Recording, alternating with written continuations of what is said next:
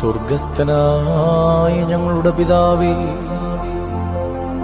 നിന്റെ തിരുനാമം പരിശുദ്ധമാക്കപ്പെടണമേ. നിന്റെ രാജ്യം വരണമേ. നിന്റെ തിരുവിഷ്ടം സ്വർഗത്തിലെ പോലെ ഭൂമിയിലുമാകണമേ. ഞങ്ങൾക്കാവശ്യമുള്ള അപ്പം ഇന്ന് ഞങ്ങൾക്ക് തരണമേ.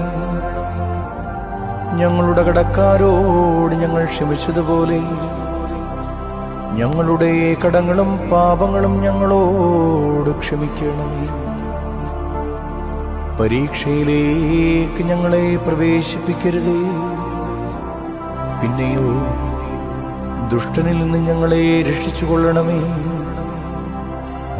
എന്തുകൊണ്ടെന്നാൽ രാജ്യവും ശക്തിയും മഹത്വവും എന്നേക്കും നിനക്കുള്ളതാകുന്നു. ആമീൻ.